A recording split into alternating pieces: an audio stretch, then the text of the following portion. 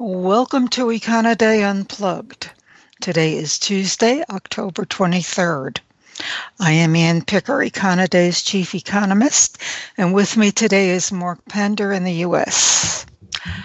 Mark, we get our first estimate of third quarter GDP this week. Yep. Mm-hmm. And I've noticed that there is a rather wide range of forecast estimates from the Econoday panel. The consensus from rate? An annualized 2.6% to 3.8%. I'm talking about the range now. Right.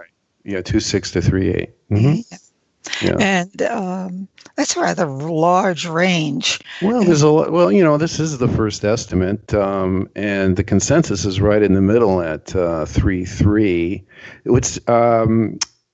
What's interesting also is there is a narrow range in the consumer spending. The consensus there is 3.1 to 3.5, with also the median at 3.3.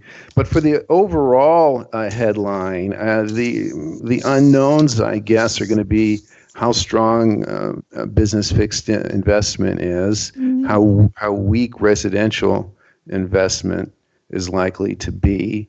Exports look to be a significant negative, but we still don't have the September data yet, so those will be imputed, and there could be changes there. And inventories look to be a very major positive, constructive plus for the quarter. And if we do get a consistent 3.3 rate for consumer spending, that would be a real plus. That would follow 3.8 in the second quarter and nearly 4% in the fourth quarter. The first quarter was weak, but still showed growth. But this GDP report looks to be very, very positive. If we do get to 3.3, that would follow the second quarter's 4.2. And the first quarter really wasn't that bad at 2.2, despite the weakness in consumer spending. And the last time we had a 3 was in the second quarter of 2017. So it would be a pretty good showing. Actually, it'd be a very good showing. And whether or not it moves the market significantly is a little bit of a question. It's not. They seem distracted at the moment. They do.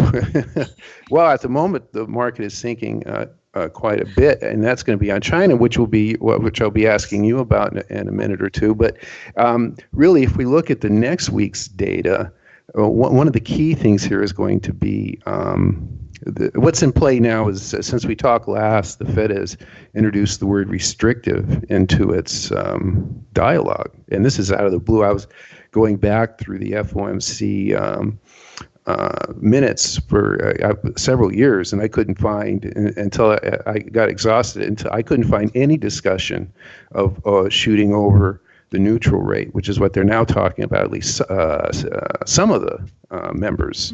And they seem to, and the wording seemed to outnumber the members who are dovish.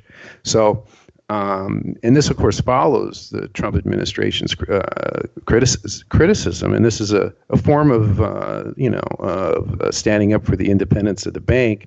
And there's also the possibility that not only will they go above neutral is roughly about 100 basis points from where we are now in the funds rate, which is 2 1/8. If that goes up to somewhere around 3 to 3 1/4, that was generally what the neutral rate was considered. But now they're talking about a couple of rates even above that. And Stanley Fischer, the former vice chairman, was even talking about raising rates faster. And so what would get the Fed to do that really probably isn't going to be the GDP, but what would do it is signs of wage inflation.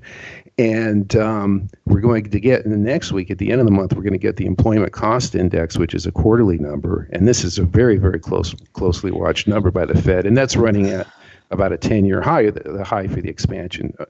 And Mark, it'll be interesting to compare the Beige Book tomorrow, Wednesday, with the observations about the economy that were in the minutes? About the economy that were in the minutes last week. Yeah, well, the beige book, the minutes kind of repeated questions about trade that have been in the beige book for months. The beige book has been very subdued relative to the FOMC statements. The beige book is compiled by the Federal Reserve banks and is used as a preview or as an economic assessment for the coming FOMC. And the FOMC is about all categories of the economy outside of housing are now in the strong camp. And the beige book has consistently been into the modest to moderate camp. So there's been a disconnect there. But as far as wages go, they've over the last all year have been reporting quality labor, high wages for quality climbing labor. And then next week we'll have the employment report and we'll have average hourly earnings. So I think that's really where the markets are going to turn on any signs of wage inflation. But now it's my turn to talk about China. Now, I saw that last week. Of course, this is in the news today because we're having the Chinese market is sinking sharply. It has sunk sharply last night. It's carrying the U.S. market down. I saw it would look to be a significant, comparatively, a downturn or downtick in GDP, and was it also industrial production? Is China slowing? Yeah. The markets have reacted very strongly and very negatively to the GDP data. And of course, the other data more or less confirmed that GDP slipped 0.1 of a point on a year-on-year to 6.5% rather than the 6.6% in the second quarter. Well, that doesn't sound like much, of course, but right. But for Chinese GDP, which is always dead on, that's why I say, right. Is it a significant? Is this a meaningful? Well, I think part of it is over dramatization, and the other part is given the heightened attention to the trade situation between the U.S. and China, they are looking for any kind of signal that there may be an impact from that. And there are problems in the Chinese economy as well. So it's a combination of things. Moving on, though, there are two central bank meetings this week.